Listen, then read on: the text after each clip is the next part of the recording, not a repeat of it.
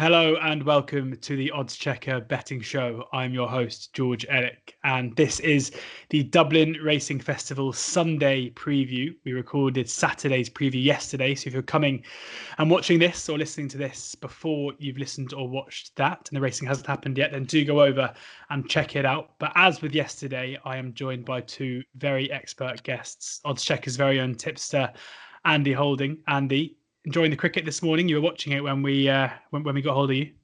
I was, yeah. I've had it on since I was up this morning fairly early, about 6:30. Yeah, cracking days. Play a little bit slow early on, but once route and civilly bedded in, I thought they played beautifully. I know you're a big fan of punting on Strictly. I know you have a few golf punts as well. Anything for you in the cricket? No, never had a bet on any cricket game at all. No, doesn't interest me at all. Although it should, in theory, you get a chance for your bet, whatever your wager is, to last throughout the day, unless of course you're betting on overs. How many runs are scored in an over and all that kind of jazz. But no, it's just a game I've played throughout my life. Really, I've retired for the last 2 or 3 years, but from when I was a young boy, I played cricket. So yeah, I love watching it. I reckon opening bowler coming in about 8 or 9. Used to. That was what I started off as a bowler, but I ended up opening the batting. Me and Sam Turner used to open the batting for Express and Star, which is a local village team in Wolverhampton. Who was it? Was it the equivalent of Boycott and Tabaret? I'd be very much the blocker one end, and Sam would be the flamboyant one. Cook and Strauss, I reckon. If I hit a 6, I'd be seriously getting a nosebleed. Well, a very shrewd opening pair. I was named after the horse, Nudging Hurdle, I think. Great stuff. Well, a man whose racing exploits we know a lot about. But Andrew Thornton, how's your cricket? Yeah, I used to enjoy my cricket. Bit of an all-rounder, sort of. I would nudge it and nurdle it and run like mad. I'd put myself as a Derek Randall. Okay. Very busy at the crease. Right. Any comparisons for those of us of another generation? Collie? Well, he was in black and white when I remember watching him. That's just what my father used to tell me. But as far as the cricket, the punting on the cricket, I thought that was interesting. A pal of mine used to bet on the cricket, but he used to bet whether it was going to be on or off. Just look at the weather forecast. One of my favourite bets I've ever had was in the cricket. It was in the T20 World Cup about 5 years ago, and a friend of mine who worked on the trading floor told me that the boundaries out, I think it was in West Indies, the boundaries out in West Indies and some of the smaller pitches were absolutely tiny. So we bought 6s and it was incredible. You used to watch every game, and every 6 you're just pocketing money. Superb. Anyway, I mean, we can do a cricket podcast another day, maybe. We did one a couple of years ago for the Ashes. Maybe we'll look into doing a cricket pod and we'll get you two on again. But now it's time to talk about Leopardstown, about the racing on Sunday. Do download the Oddschecker app before we get into this, the very best prices, which we'll be talking about when talking about the horses today, the best place terms, bookie offers, free bets, and the very best tipsters. So download the app now, the Oddschecker app, and you can go through the racing as we talk it through. It is 11:40 on Friday morning, and so the decks were in at 10 o'clock. Thankfully, our good friends at William Hill have started coming up with prices. So to start with, they're going to be Hill's prices. And then as we go through the day, fingers crossed, some more prices will come out. And then we'll give you the best of the bunch. So starting with the 110, we're going to be going through the racing just as going through the card through the day. 8 races on the day. So we'll make it pretty quick and ensure we spend some good time on the grade ones. But the Mayor's Handicap Hurdle to kick us off. And we've got Tell Me Something Girl as the 5-1 favourite. Dysart Diamond 6-1. Lady Braffini 7-1. Mrs. Miller 10-1 alongside Blanket on the Ground. And Rescue Package 12-1. Roy Boy, I'm going for that pronunciation. Correct me if I'm wrong. And Getaway Gorgeous and the Getaway Star 14-1 bar. Andy, 23 run here. Hills go a 5th. 5 places. What takes your fancy at these early prices? Well, it certainly gives the mares from some of the powerful stables, the lesser lights, to shine, because we know Willie Mullins and Henry de Bromhead have probably got the best mares at graded level, and that's been very much the case for the last 2 or 3 seasons. So it's no great surprise to see Tell Me Something Girl and Dice Art Diamond, as you mentioned, towards the 4. They're both coming off the back of wins. We haven't seen Tell Me Something Girl for quite a while. I think she probably would want slightly better ground than what she's going to encounter. She's basically run through the sort of autumn period, cleaning up on fairly fastest ground. It is drying out there over in Leopardstown as well as we speak. It's now yielding to soft, whereas the long range forecast was for heavy. So the more it dries out, the more her chances become apparent. And Dice Art Diamond, of course, is a course winner. She won over 2 miles here at the Christmas meeting, coming from a long way off the pace to end up winning going away. This looks a logical stepping stone for her, running against her own sex at a track where she's already gone well at. And talking of horses that have gone well at the track, the one that I quite like here is Mrs. Milner. I think Andrew will know her relatively well because she's had a spin at Cheltenham a couple of runs ago when she bumped into the very tough, tenacious On the Blind Side, who is a very useful horse. Not quite graded level, but he's in that kind of listed high handicap category. And he's won again subsequently the other day at Kempton. So that form alone has stood the test. And I thought she ran really well in the Pertemps qualifier here behind Dandy Mag over the Christmas period. That was a race that I got very good final circuit sectionals compared to Flooring Porter, who won the Grade 1. It was much quicker than the Grade 1, as often seems to be the case with that Pertemps qualifier. And Mrs. Milner looked the most likely winner going down to the last. She just didn't quite get the 3 miles. Stiff track, of course, on soft ground. I think she's probably better at 2.5. Obviously, this is 2-2, but she's run in and run well in plenty of 2 mile races, 2-2, 2-4, you name it. She's very consistent, and her overall record here at Leopardstown is very good. She's also finished second here in another similar race to this. So I think I'd be very, very confident of Mrs. Milner running a race good enough to get her into the first 3 or 4. Whether she's good enough to win, I don't know, but she looks a solid each way pick. Mrs. Milner there is 10-1 with William Hill for the opener. Andrew? Well, but on the blind side, as Andy was alluding to, that Mrs. Milner was only a neck behind. He's gone for the Cleve Hurdle at Wetherby, all been well tomorrow, and he runs off a mark of 153. So you think Mrs. Milner's off 129. That, if you read the form literally, and against your own sex as well, that certainly, I think 10-1 looks very good value at the moment.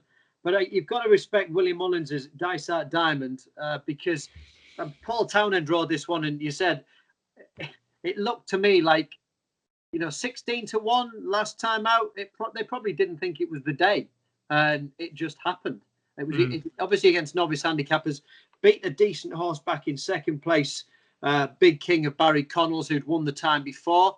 That form just looks rock solid. That horse had an improving look to it, and you're often looking for improving novices in handicaps, and this one she just ticks the boxes on that front. And Paul Townend's chosen to ride her. Willie's got, I think, 6 in here, and I think if there's a non-runner, he might be able to get another one in. So it just proves the depth of mares that he has. It's quite extraordinary, and this race itself, it's worth as much as the rest of the Cheltenham Festival. So, and a lot of the races on this Leopardstown card are in a very similar vein. So, it's a great contest. Also been covered on ITV as well, which I think it's good for sport, isn't it? To be able to, a lot of the horses coming into, a lot of these will be heading towards the Cheltenham Festival over the 2 days at Leopardstown, and it's good to be able to see them where a lot of people wouldn't be familiar with them. They come from a little bit left field, so at least it gives people who are interested in the sport, punters alike, a chance to see the horses coming out. And I'm with Dice Art Diamond. I'd agree with Andy with obviously the favourite of Henry de Bromhead's in here, that there's a little bit of rain around still. Yes, it has dried out a smidgen, but it'll be certainly slower than what she's encountered so far, and willing to take her on with a horse of Willie's. It's gone up. Dice Art Diamond has gone up £11, but still would have won with an extra £11 on the back last time out. And Willie's horses just they seem to be in great form at the moment, albeit some of them are missing this festival and going to head straight to Cheltenham. Yeah, Dice Art Diamond 6-1 there. Early prices from William Hill Dysart Diamond for Willie Mullins and for Andrew Thornton, and Mrs. Milner for Andy in the opener. On to the second race of the day, and it is the Tattersalls Arden Spring Juvenile Hurdle, where Quilixos is the 8-11 favourite ahead of Umdor at 4-1. St Sam is 7-1. Hardor 7-1. Bustleton 8-1. Varna Gold 66-1. Andy, come to you first here. Quilixos, one of these short price favourites over at Leopardstown for Gordon Elliott. Are you buying the hype? I'm just a little bit disappointed with this race in general. I would have thought we were going to see French Cecile again. That was the big talking point. You know, he's obviously been bought by Joe Connolly, New Connections. Well, because they used to be with Elmarie Holden. And this looked the obvious stepping stone for him. He's just had the one run over hurdles. Be a dangerous game to take him to Cheltenham with only one run under his belt. I can't understand why he's not here. I won't say the alarm bells are ringing. There's got to be a massive excuse why he's not running, because Willie's running 4 or 5 in a race. It's not as if he wants to, or he's worried about taking Umdor on, for instance. I don't know what the plan is with French Chassé and where he runs next. But Umdor, I think he's going to be a real viable substitute, because I think Quilixos could be a little bit vulnerable here. He hasn't run up against an opponent of any great note yet. He beat Varna Gold very easy last time out. Certainly take that on board, and he's looked very good. But he hasn't run to the kind of level, funny enough, that Umdor has. Now, Umdor clocked a big number when he won at Garum first time out, and then he would have also ran a very fast time had he not fallen at Fairy House last time out, when I think he was coming to win his race. It was left the way of T. Hooper, one of Gordon Elliott's, to take the prize. But I love the way that Umdor went through his race. He looks a classy horse. He was a good horse on the flat in France when I was doing the French form in lockdown for oddschecker.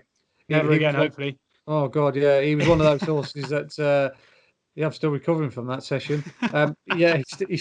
He was in a bunch of horses that I was looking at that very moment in time in good handicap. So he's a very classy horse.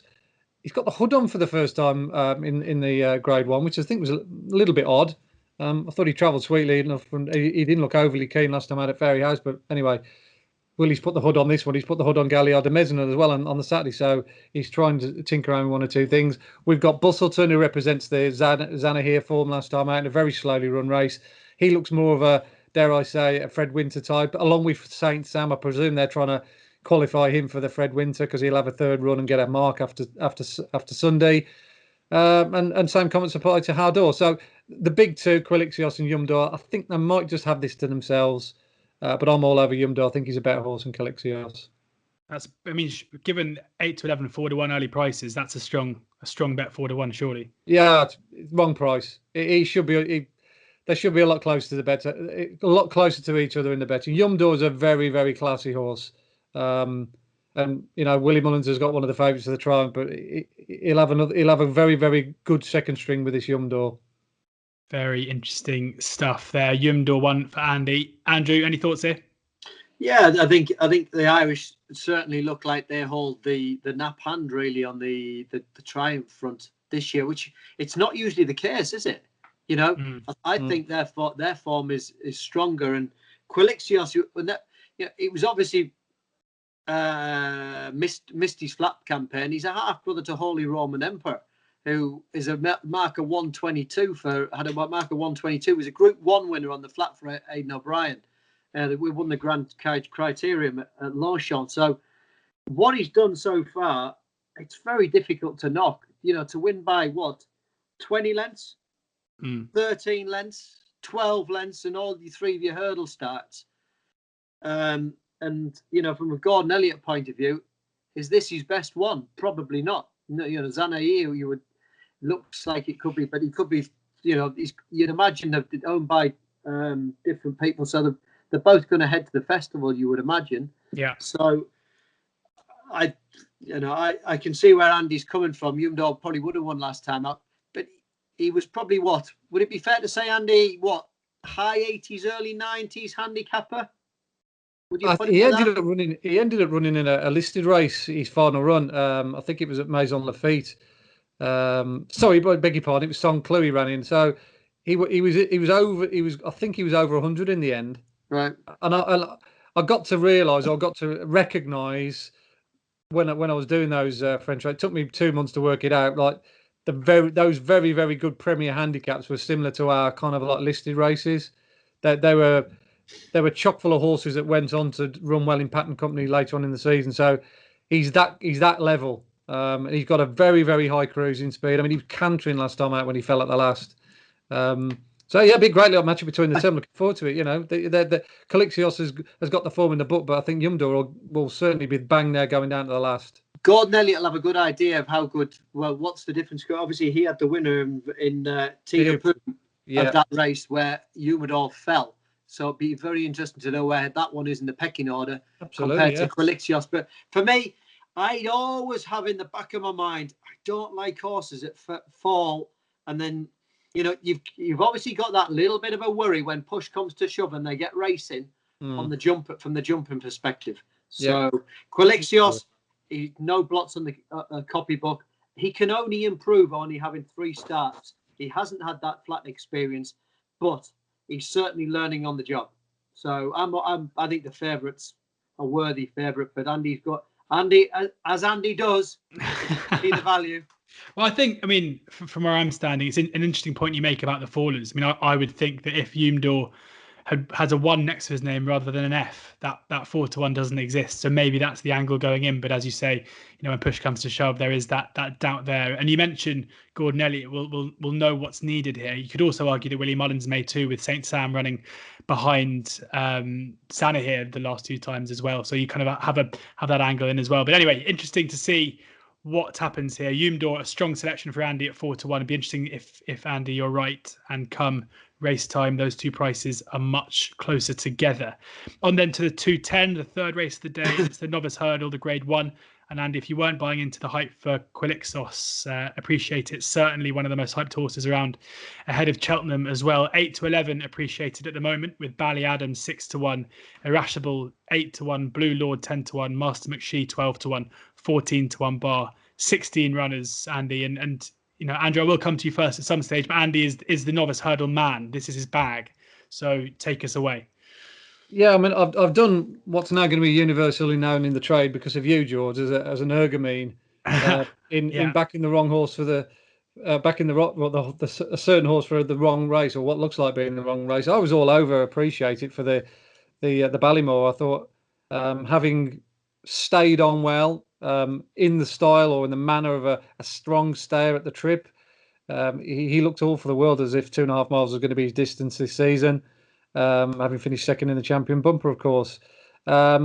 He started off at 2 miles at Cork, which is perfectly normal. You think, well, okay, most of those 2.5 milers tend to start at a smaller distance and work their way through. And he won in a very slow time. They went really slow, and he quickened away from Mr. McShee. Little do we know in the time that race has worked out so well. Then off the back of that, he went to the Christmas meeting at Leopardstown, over 2 miles again, and he knocked the ball out of the park on the figures. He's the fastest horse either side of the RSC, based on that time figure that he clocked at Leopardstown over a month or so ago. And he did it in the manner of a horse that had still got plenty left under the bonnet. He wasn't hard pressed. He went nicely to the line. He just lengthened and strode away from what at the time was a very, very high class field. I must admit, I thought it was a wide open race, but he made mincemeat of them, to be honest. I had a few quid on the second Irascible because I thought he was the value bet in the race, but he only got within 9 lengths. Bally Adam, who was the big talking horse going into the race, was battered 15 lengths. And the only horse that's run out of that race so far is a horse called the Devil's Coachman, beaten 20 lengths. And he bolted up last week at Nice, thus franking that form line. So the form is very, very solid. The time's good. We know he handles Leopardstown. He's just a very, very high class horse. He's a worthy favourite for the Supreme Novices. I think he can only enhance his position at the top of the market this weekend. I don't really, hand on heart, see anything being good enough to beat him. Mr. McShea, that there's been noises about him, but he ran on the same card, and his comparative circuit time was 30 lengths slower than Appreciate It. So he's got to find a huge amount. The ratings tell you that anyway, but he's got to find a huge amount anyway. I think if I was going to have an each-way bet in the race, or a bet without the favourite, because we're not going to tip all the short ones here, I'd go with the Irascible again. I don't get why he's 8-1 and Ballyadam is 6-1, having beaten Ballyadam easily, and he got a trouble-free trip, and he was a little bit novice at one or two of his hurdles. I think the fact that Henry de Bromhead has kept him over 2 miles as well. He didn't even enter him in the 2 mile 6 race. Suggests to me that he still thinks he's a 2 miler irascible. And with the experience under his belt, don't forget that was only his third run in his life, and his first run out of maiden company straight into a Grade 1, and he managed to finish second in a strongly run race. So I do think Irascible's a fair tool. You know, I've always liked him. So look, it's a simple, straightforward race for me. I think Appreciated will win it. And he'll be 6-4 for the Supreme. And I think Irascible, arguably, you could have a look at him, like I say, in the without the favourite markets, or even have a dabble on him at 25-1 currently for the Supreme, because I think he'll finish a bit closer with more experience under his belt. So Appreciated 8-11, Irascible 8-1. Just before we come to you, Andrew, just going to pick your brains, Andy, because you mentioned it on the Supreme market. Appreciated is 5-2. Metier for Harry Fry is 7-1. Third Time Lucky 16-1. Ballyadam 16-1. And then we go down to Irascible, who's 20-1, around the likes of French Asset and Drill Deal. Would you be having a play at these prices as it stands at the moment? I mean, Metier. In terms of your figures, how does Metier stack up? Metier's not too far behind. They're virtually run very similar numbers. There's like 3 really good novices at the moment. Galliot de Mesnil, I mentioned him. Metier and Appreciated are by far and away the best 2 milers either side of the Irish. He hasn't got too much to find, but the one thing about Metier is that I think he would need genuine soft or heavy ground come the festival, whereas Appreciated, I think I'll pretty much handle anything. But yeah, I could see, funny enough, given the way I think this race will pan out, I can see both Appreciated and Irascible doing their Supreme Novices chances, no harm whatsoever. So I think both of them will shorten up. I think Appreciated, I think he'll be, well, you name the price, could be 6-4, could be anything come after Saturday and Sunday, sorry. And I think Irascible, if he chases it home as I think he should do, really, he'll be around a 12-14-1 shot for the Supreme. Great stuff there. Andrew, what are your thoughts on either Sunday's race, or you can look forward to Cheltenham if you prefer? Yeah, well, Sunday's race, I Appreciated, well, whichever race you ran in would be favourite. 2.5. You know, you imagine after winning a 2.5 mile bumper at Leopardstown, you're not going to be dropping back in trip. No. That's the irony. And as far as Leopardstown concerned, I think if there was ever an odds-on shot, 8-11, you could quite argue this should be 1-3, wouldn't you? I mean, it should be short. It should be very short, because bearing in mind, you're going to go to Cheltenham in a deeper race, and probably going to be, if Appreciate wins this, you're probably going to be a 6-4 chance. Yeah, in a deeper race. You know? And Ballyadam, you're going off the fact that you're listening to Gordon Elliott, that the horse wasn't right at Christmas, just was very flat turning in and didn't sparkle at all. But Ballyadam to me strikes as a horse who probably wants 2.5 anyway. And you'll say the same about probably Blue Lord in here, second to Bob Ollinger last time out. Well, Bob Ollinger's definitely a 2.5 miler. That horse probably wants further. As Andy said, Master Mache won a handicap of 129 last time up on the same track, carrying £5 less as well. So definitely got lots to find, but it just looks very straightforward. Appreciate it. You can set the clock by him. Second at the Cheltenham Festival, just is uncomplicated. And for a 2 miler stroke 2.5 miler, I think Paul Townend could ride this one on his little finger. It is so switched off and laid back and very kind in the way the horse goes through the race. And I think the connections were blown away last time out with the turn of foot. I don't think they were expecting that. I think they were very much expecting to be going up in trip. Hence why I think they've just changed their tune. And, as the saying goes, horses get slow enough, quick enough. So you may as well keep them at the minimum trip first. But I strongly believe that Appreciate It would win over 3 miles as well, because already, we've already seen with what the horse has done previously, that he's a point-to-point winner already. So just a very, very talented horse. So I don't think I'd be looking at playing second. I think 8 to 11 are knocking it. For an odds one chance, looks good to me. 8 to 11 there. We're normally not in the business here of tipping up odds on favourites, but I think in terms of appreciated, it's 3 for 3.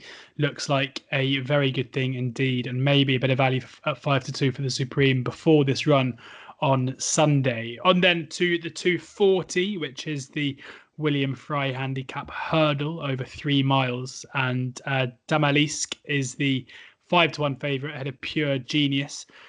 7 to 1, sorry. Ballyshannon Rose 8 to 1, Frontal Assault 10 to 1, and Dandy Mag and Unexpected Depth and the Jam Man and Kashari all 10 to 1. Pure Genius, Andrew. That's what they called you back in the day, wasn't it? You reckon? You reckon? I wish. How do you see this one? How do I see this one? Well, obviously, the green and gold have got their fair share in here once again. Sure. Pure Genius are obviously improving. Damalisk, again, unexposed. Mark Walsh has he gone for that one? But I would imagine that with Pure Genius being in there and Simon Torrens on board, it's interesting that he's got off Pure Genius to ride Damalisk, from that perspective. But I'm going to give you one of the big price in here. I'm going to give Sayo another chance. Obviously, third at the Cheltenham Festival, going back, 3 years now with Sayo. Yep. Of Willie's, a horse who is been last time out was taken round by the houses, finished mid-division at Navan, and that was behind Flooring Porter. Obviously, Flooring Porter came out off the back of that and went and won a Grade 1. The horse was never dangerous at any stage. And I just thought that Sayo at each way price 25 to 1, there was definitely value to be had. Slipped up the time before in a race at Listowel. That was on the flat. So still relatively unexposed hurdle wise. They tried chasing and that was just a no. And like I say, it's a wide open affair, but you've always got to respect the green and gold colours as well. But I think it feels like recently over the last 3 weeks the cat's out of the bag. But they're definitely a lot shorter in the market. Certainly are. Sayo 25 to 1. Andy, where are you looking here? I certainly respect Damalisk. I was very impressed with his win the other day at Navan. He's a horse that I tipped, funny enough, first time out when he was 6 to 4 favourite, having been back from 8 to 1 no less, and he managed somehow to get beat. Just sums up my season really. And then sounds like you got over that one quickly. Yeah, then he went and won next time out. But 3 miles. Yeah, I think he's got plenty of boot myself. I would be absolutely guaranteed that he'd stay a well-run 3 miles. Pure Genius improved for 3 miles last time out. He'd been previously campaigned over 2, but they found the key to him. He'd be dangerous down the foot of the weights. And Ballyshannon Rose has very much a feel to her that similar to a horse called Traces in the Scorthy.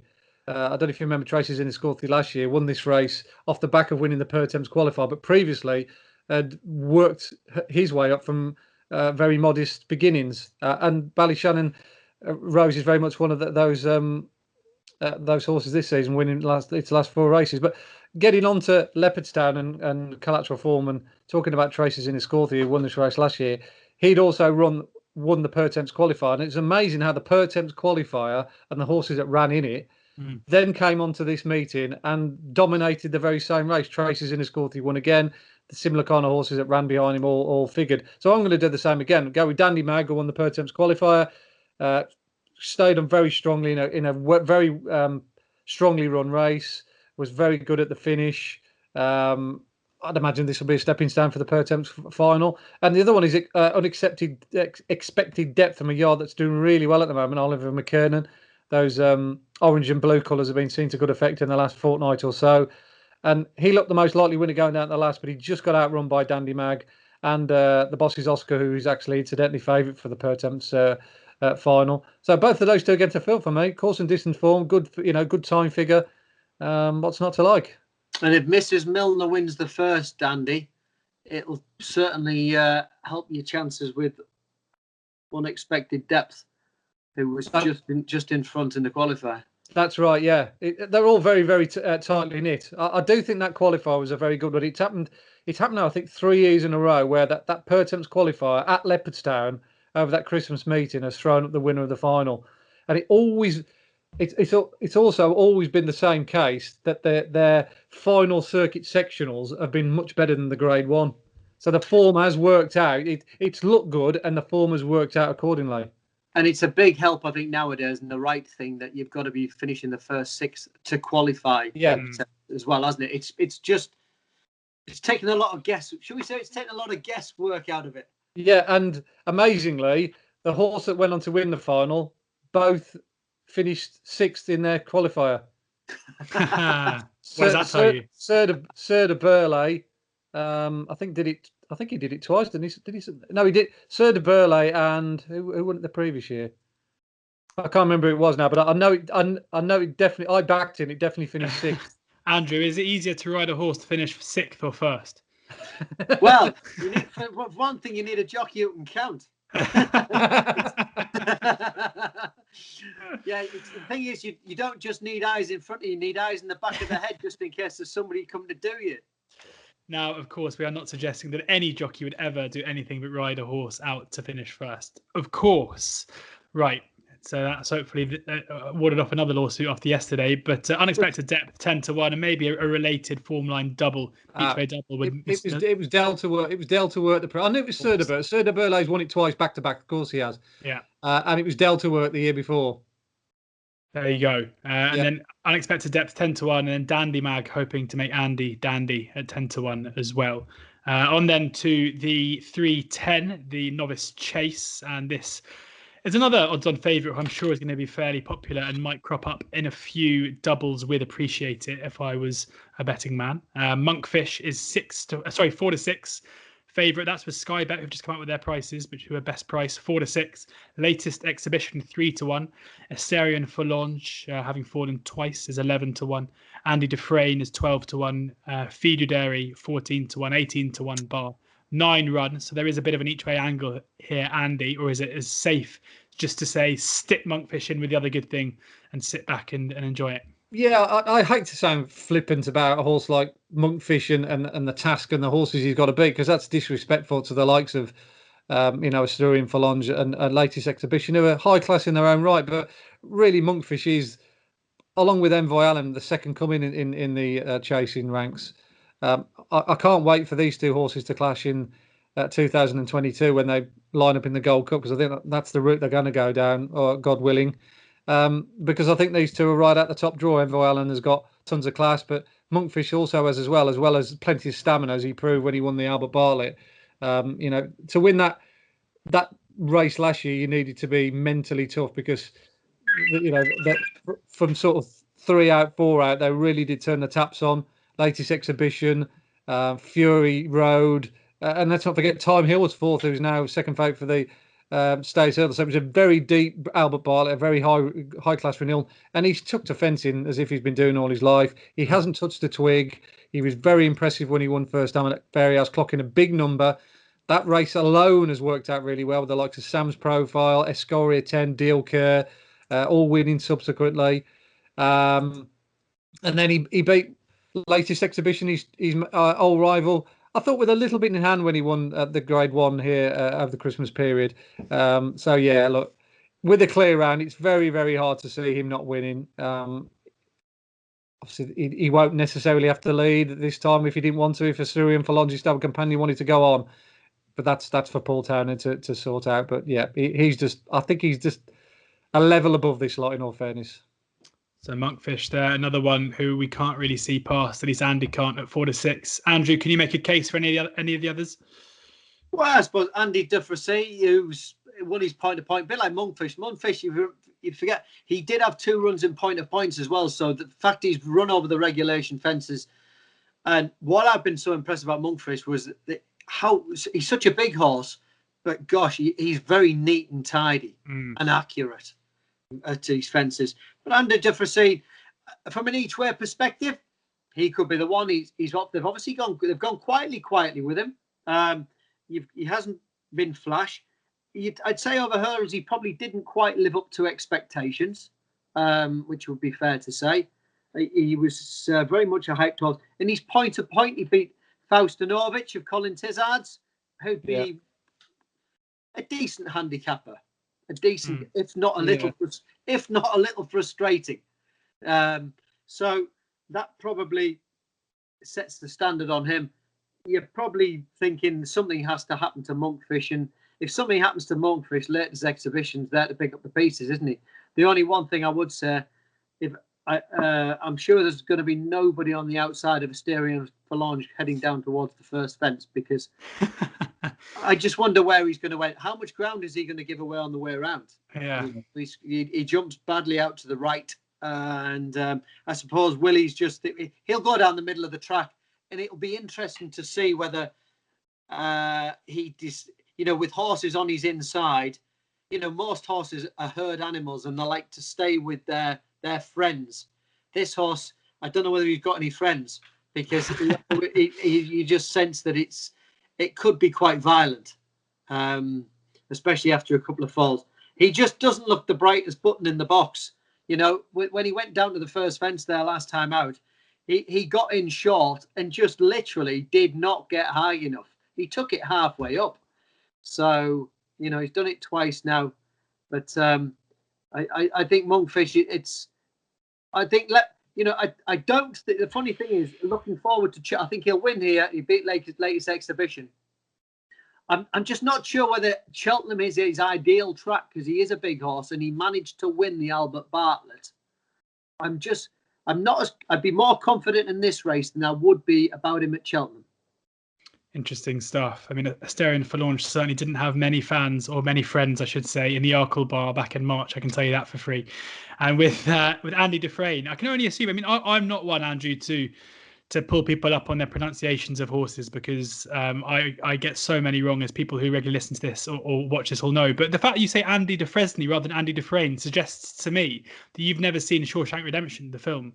In which case, I would recommend that you go and do that, because it's one of the greatest films ever. One of the greatest films ever, indeed. Yeah, that'd definitely be my number. I must have seen that at least 10 times. Yeah. Hey, at least other people watching it have learned something else that might be useful this morning. Yeah, exactly. So Andrew, tonight we're expecting, when we speak next week, I want a review from you on both Andy Dufresne's run in this race and also Shawshank Redemption as well. So that's the plan going forward. Would I be right in saying which will be most scary? Shawshank's not scary, don't worry. No, it's not scary at all. It's just it's very good. You'll enjoy it. On then to the 340, the Irish Gold Cup, and Manila Indo is the 7-4 favourite. Kemboy 3-1, 7-2 Mellon, Delta Work 9-2, the Storyteller 20-1. Maybe only 5 runners, but a cracking field and a brilliant spectacle. I'm looking forward to it. I cannot see the value myself, but that's where these two experts come in. Andy, coming to you first here. Who's the bet? Well, I think the best horse is the right favourite. It's not always the case, but Manila Indo, he's got that extra bit about him for me that sets him apart. I mean, just a very uncharacteristic of him to fall last time out, because up until now he's been a very good jumper. He's never looked like hitting the deck. He was great around Cheltenham last year, apart from the last one. He just got in tight and he lost a bit of momentum, and that allowed Champ to pick his pocket late on. But he was by far and away the best horse in the RSA, which looks very good form. There's been virtually everything out of that race has come on and won this season. And his first 2 chase wins set him up perfectly for the Savills, but unfortunately he fell at the first going away from the stands. If you were to make a criticism of Manila Indo, that was the first time where he's been in a slightly bigger field against genuine Grade 1 horses, and he had horses either side of him, and whether he lost his concentration or I don't know. I mean, every horse is entitled to go and rub one. And that fence first away from the stands down Leopardstown, Andrew will know riding it falls away from you. So if he was going to fall, it was going to be at that fence. But I think with the small field today, it'll certainly help him. He certainly won't be using that as an excuse. I mean, I imagine Ken Boyle Lee, because that's the way he runs. He'll be beneficial of a smaller field. Mellon, they're going to want to hold him up, aren't they? Having hit the front too soon last time, I think Paddy Mullins was kicking himself the way. Yeah. The race developed ahead of him last time out. And Delta Works definitely not one to write off completely. I've just, similar to Manella Indo, his jumping's gone a bit wonky for me in the last 3 or 4 runs, including the Gold Cup. He hit a few on the way around, unseated right last time out. He's always one not to write off because he's good when he stays on his feet, but getting him to stay on his feet's the difficulty. So look, I'm a big Manella Indo fan. He's my column tip for the Gold Cup, and I'm hoping that it at least goes into Cheltenham off the back of if not a win, but a really good round of jumping and a really good effort. So fingers crossed for Manella Indo to get his house back in order. 7-4, Manella Indo. Andrew, who wins the Irish Gold Cup? Yeah, well, I've been a big fan of him as well. He just looks like he'd matured, and he's jumping.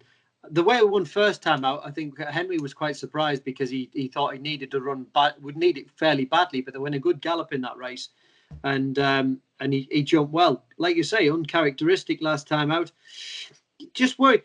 That was his first run round Leopardstown. And interesting that, will it have left its mark? I'm a massive fan of his, but I'm going to give Delta Work another chance because I think the small field will definitely suit him. The drier the ground will definitely suit him. I know that Gordon Elliott thinks that Jack Kennedy is the key to him, and his, barring that what happened last time out, his form around Leopardstown is exemplary, and I just think that that the small field is the key to him. I don't, to be honest, I wouldn't have him on my mind for Cheltenham, but I think this is his Gold Cup personally. Delta Work, I know Patrick Mullins was kicking himself for Mellon last time out. I don't know whether it was so much for letting the horse roll away and get to the front. It was probably more the fact that he just didn't send him down to the second last and let him come up. I think he was playing it safe, thinking almost from the perspective, I need to save a little bit to enable him just to have every chance of getting the trip, rather than trusting that he is going to get the trip of 3 miles and just letting him wing away down over 2 out. Because if he'd winged 2 out, those 2-3 lengths that he lost, you have to make up that ground. So I always double it. If you lose 2 lengths, it's 4 lengths because you've lost it rather than kept it going. So you lose the 2 lengths and have to make it up. But he's very, very dangerous, Mellon. Don't get me wrong. He'll be very dangerous. Ken Boy, you can set your clock by him just about on a track like this, but not a track like Cheltenham. Undulations catch him out. He loves the old term flat track bully comes into the equation, doesn't it? Aintree, Leopardstown, that kind of thing. Fascinating contest. I'm gonna back Delta Work, but I'd be more than happy to see Manella Indo enhance his reputation heading into Cheltenham, because it's a track that he loves as well. So it's funny, Manella Indo. You take into account what he did at the last fence at Cheltenham. He made a mess of it, else he would have won the RSA. And I'd be with Andy. Your slight quirk for him will be just in a big field heading towards Cheltenham. If he goes and wins or finishes second here, he'll be heading to Cheltenham. But in 16 runners with a lot of runners around him, he just seems to have had that experience in a big field. Interesting stuff. Delta Work there for Andrew, 9-2 with Paddy Power and Betfair Sportsbook. Manella Indo, though, positive words from both of our experts. 7-4 best price with Sky Bet. On to the last 2 races of the day. We'll rattle through these 2 pretty quickly. The Handicap Chase first up, and crossed my mind, is the favourite at 6-1, but it is an opened field. Off you go, and Tracy Senescorthy. If I've got that right, I'll be amazed. 7-1. Far Class 8-1, Fan de Blue 10-1, Manella Times 12-1, The Long Mile 12-1, At the Acorn 12-1, and Andy, how do I say that? And who is the value at this early stage? Only Paddy Power out with prices. Yeah, Tracy's in the score. You got it nearly right. Just didn't quite flow as well as. Could you tell that I was reading? Yeah, it's a bit like, it wasn't quite as bad as Andy Desfrain, or whatever it's called. But yeah, Tracy's Enniscorthy been my number one here. Very, very good performance at Cork last time out. Very much back to his best. He was really, really on a roll this time last year when he hit the ball out of the park over hurdles, winning 2 back-to-back 3-mile races around Leopardstown. He loves the track. This 2-mile, extended 2-mile file should be right up his alley. He jumps immaculately. He's very well handicapped still. And the horse that he beat, Atlantic Shore, last time out at Cork, Frank Lafon with a victory next time out at Punchestown, a very competitive race under top weight. So I can't see Tracy's Enniscorthy not running well here. He'll go off in front, or he'll be up with the speed and he'll jump and pop away. Very difficult horse not to see running well. Tracy Enniscorthy. There we go. Tracy's Corthy. Tracy Enniscorthy, 7-1 for Andy there. Andrew? I'm going to go Minella Times for Rachel Blackmore. Ran well here at the big handicap chase here, the last meeting, yielding ground, similar sort of ground conditions. Got a good tune out of him, big field race. But, all in all, it's one of those races where you're looking for something with a little bit of improvement. JP, again, off you go, was favourite last time out when tipped up early doors. Mark Walsh is gone for that one.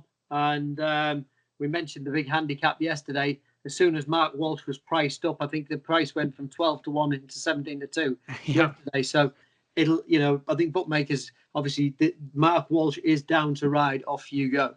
But I just felt that I think Rachel Blackmore with Henry Bromhead training Minella Times, it probably keeps it simple from that perspective to leave Rachel on Minella Times. 10 stone 8, nice racing weight. The yielding ground should suit. But I can see, trainer Tracy Enniscorthy, which I can just say a little bit better than George, will certainly be one to respect. And from off you go's point of view, I'm presuming that Mark Walsh is gone for that one, because over hurdles this horse is 2 from 2 at Leopardstown. Interesting stuff. So there, the selection from Andrew seems to be Minella Times 12-1, but positive words for Mark Walsh's mount. Off you go, 7-1. On then to the last race of the day. It is another bumper, the mare's bumper this time. Brandy Love 11-8, Take T 130, 5-1 Holly Mount, Purple Mountain 8-1, Grand G 10-1, Brooklyn Glory 12-1, 14-1 Bar. I mean, Andy, will you be having a bet here? I will, actually. Yeah, I think there's a really, really good mare in this, and it's not favourite. It should be favourite. I'm not sure why it hasn't been priced at favourite, but Take T, I think, is a aeroplane. The day when she won at Navan, I got told that this is a really smart mare, and she certainly lived up to the hype. My goodness me, didn't she win very easily that day? I mean, they went a fair clip. The time figure was good. Like I say, it wasn't a slowly run race by any stretch of the imagination. And this horse completely left field for dead, showing a magnificent turn of foot. And interestingly, JP McManus has acquired this horse subsequently, having won first time out for Old Connection. So he's quite keen on acquiring her services. Derek O'Connor's been booked. That would be the kind of the expected jockey booking from a JP horse in a race like this. So I wouldn't read too much into the fact that Paddy Mullins is riding Brandy Love, because, Derek O'Connor's basically JP's go-to jockey in amateur rider races. And I think that's why Brandy Love has been chalked up favourite and Take T hasn't. But I think Take T will be favourite come off time on Sunday. Interesting, a strong selection there for Take T, 130 early price with Paddy Power and Betfair Sportsbook. Andrew, anything to add? No, I think Andy's just hit the nail on the head. People presuming Patrick's and Andy's a little bit maybe sharper than one or two of the others, as in the fact of just taking that point. It's exactly right. So you wouldn't read anything into the jockey bookings from that perspective. It's a valuable race for the mare. It's just a cracking contest. Obviously, Holly Mount's very interesting, but how much improvement will be found in Holly Mount? I doubt, if any, because Holly Mount was ready for Carlisle. when she won up there with Brian Hughes on board. So yep, I'd agree totally with Andy's sentiments, and probably no need to go any further. So take T. Andrew, you call Betfair, I'll call Paddy Power, just so we don't, so the lines aren't busy. Thanks very much, Andrew. Thanks very much to Andy for joining us today. Thank you, the listener or the viewer, for watching or for listening. You can find all of the Oddschecker betting shows on YouTube or on all podcast platforms as well. And do download the Oddschecker app ahead of the racing on Sunday. You'll get the best prices coming out as we speak for the weekend's racing. So apologies if any are out of date fairly shortly, but do download the app for the best prices, the best place terms, bookie offers, free bets, and for all of Andy Holding's tips every morning straight to the app. Do check out Studs Up as well, the new Oddschecker podcast and video with Ollie Bell and Charlie Austin talking all things football and racing. Enjoy the racing itself this weekend. Enjoy everything. We've got cracking racing at Sandown, hopefully, if the weather is kind to us too. Please do gamble responsibly, crucially, but enjoy the racing.